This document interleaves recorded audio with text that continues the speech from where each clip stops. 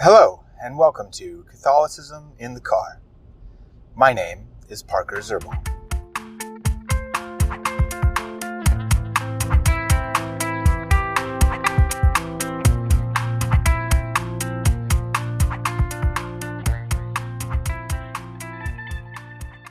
Today I want to continue talking about the relationship between our spiritual life, our prayer life, our relationship with God, and the sacraments that God has given us. We have gone through the first 6 sacraments, and now I want to go through the last 2, the so-called sacraments of service, which are the sacrament of marriage and the sacrament of ordination. The sacrament of marriage is a sacrament, unlike in many Protestant traditions and the Anglicans. Many of them, or all of them, don't consider marriage to be a sacrament. But the Catholic Church does, and this is based upon at least one of the scripture passages that comes to mind is where Jesus says that which God has joined together, no man shall put asunder.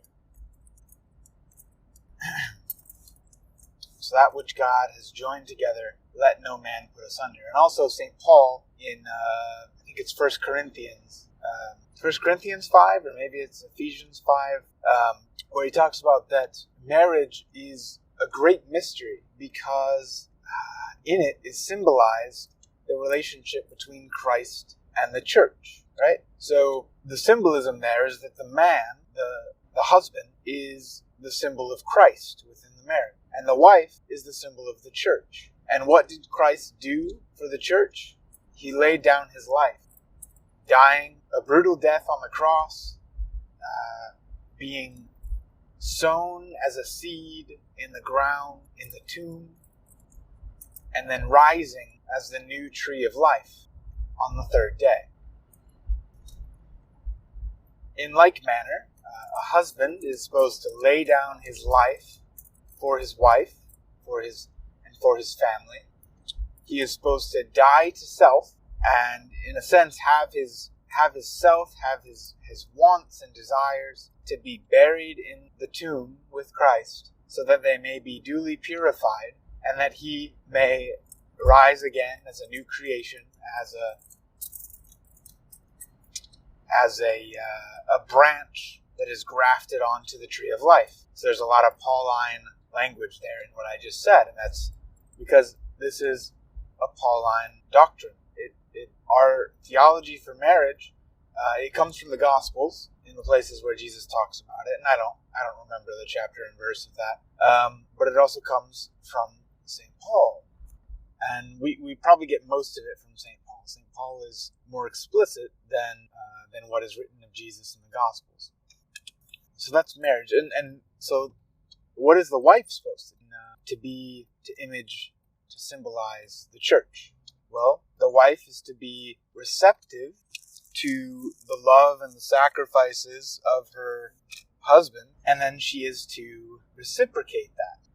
And there's a reason why we call the church our mother, because the church is in the place of a mother. And in the same way, the wife is meant to image Our Lady, not only receiving the sacrifice of her husband, but also being ready to suffer with him in his sacrifices. Now, I'm saying all this as a married person, and I don't live up to this. I pray that I will. I pray that God give me the grace to do so. But I'm not naive enough to say that I live up to this. I don't. I have not been that open to the grace of God as of yet. So what else about marriage? In the sacrament of marriage, the spouses are given every grace, both on the day of their marriage and also as they continue on in their marriage throughout the rest of their lives. The husband and wife are continually given the sacramental graces to live out the end of their marriage. And just like the relationship with Christ and the church bears fruit, so the relationship between spouses is to bear fruit, either with the propagation of children in the natural way, or through the propagation of spiritual children in a husband and wife give of themselves fully and to the Lord. So, yeah, I hope that was insightful, at least somewhat.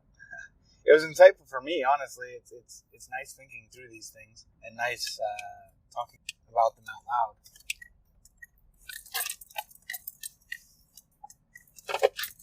So, next time we will get to the last sacrament, the seventh sacrament, the sacrament of ordination. Thank you. Oh, real quick, please feel free to subscribe to any of my podcasts on any of the podcast players. Find me on YouTube. Please subscribe. Like me on Facebook, like the Catholicism Car channel on Facebook, Twitter, Instagram. We're all there. Catholicism Car. And then I also have a Patreon account if you wish to support what I do at this podcast and this YouTube channel. And you can also support us on Anchor.fm. There's a support button there you click on. I also have links to all this on my website's support page at www.catholicisminthecar.com.